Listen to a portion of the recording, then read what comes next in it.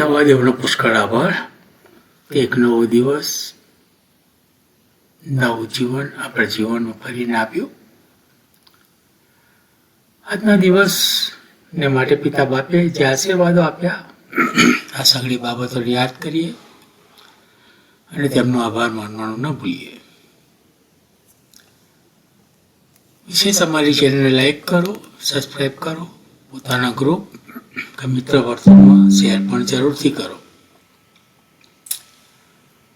આ ઘડી, આ તક જે આપણને મળી છે તે આપણે પવિત્ર પુસ્તક બાઇબલ અને તેના પવિત્ર વચનો વાંચવાને માટે વાપરવાના છીએ.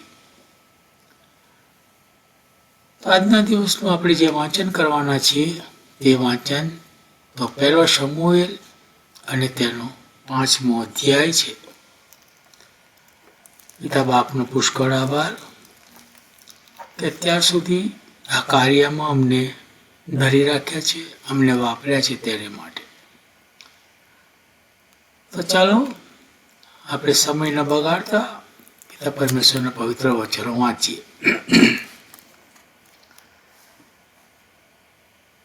પહેલો શમૂએલ અને તેનો 5મો અધ્યાય. હવે ઈશ્વરનો કોષ ફલિસ્તીઓના હાથમાં આવ્યો હતો અને તેઓ તેને એબેનેઝરમાંથી આસદોદમાં લાવ્યા. અને ફલિસ્તીઓએ ઈશ્વરનો કોષ લઈને દાગોનના મંદિરમાં લાવીને તેને દાગોનની પાસે મૂક્યો.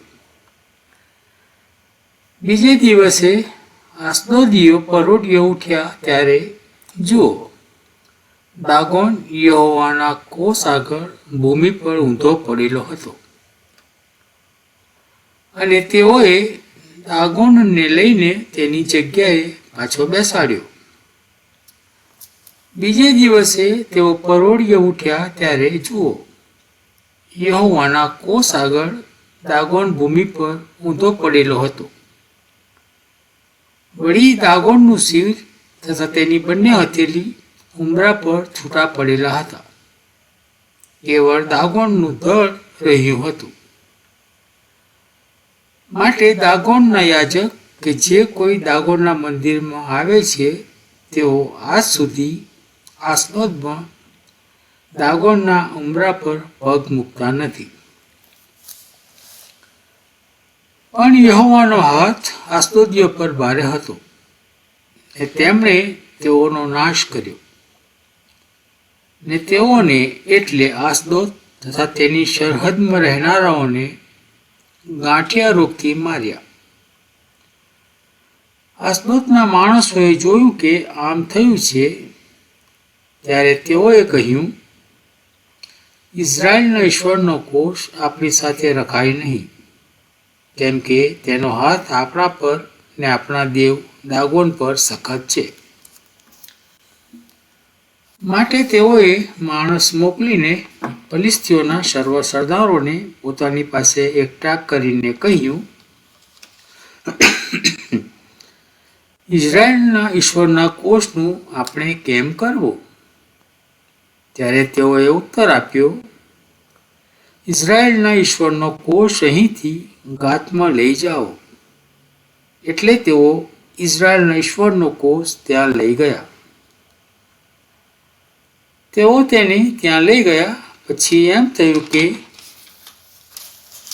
યહોવાના હાથે તે નગરની વિરુદ્ધ થઈને તેમાં મોટો સંહાર કર્યો અને તેણે તે નગરના નાના મોટા તમામ માણસો પર ઘેર વરસાવ્યો ને તેઓના અંગ પર ગાંઠો ફૂટી નીકળી. તેથી તેઓએ ઈશ્વરના કોષને એક્રોનમાં મોકલ્યો. ઈશ્વરનો કોષ એક્રોનમાં આવ્યો ત્યારે એમ થયું કે એક્રોનીઓએ બૂમ પાડી, તેઓ અમારો તથા અમારા લોકનો સંહાર કરવાને ઇઝરાયલના ઈશ્વરનો કોષ અમારી પાસે લાવ્યા છે.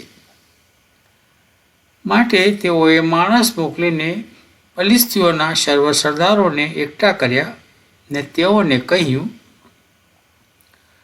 ઇઝરાયલના ઈશ્વરનો કોષ મોકલી દો. ને તેને પોતાને ઠેકાણે પાછો જવા દો, કે તે અમારો તથા અમારા લોકનો સંહાર કરે નહીં. કેમ કે આખા નગરમાં ભારે ગાણ વળ્યો હતો. ઈશ્વરનો હાથ ત્યાં ઘણો આકરો હતો.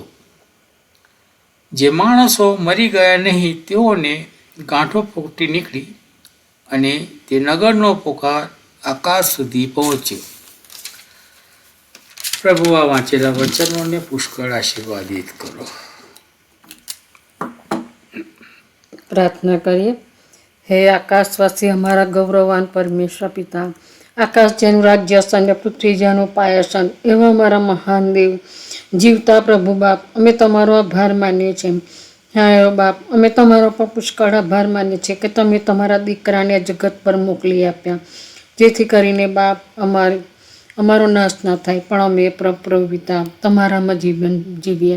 એ માટે બાપ અમે તમારો આભાર માનીએ છીએ. હા પ્રભુ પિતા, તમે બધું જ અમને આપ્યું છે, પુષ્કળ આશીષ અને તમારી કૃપાથી ભર્યા છે.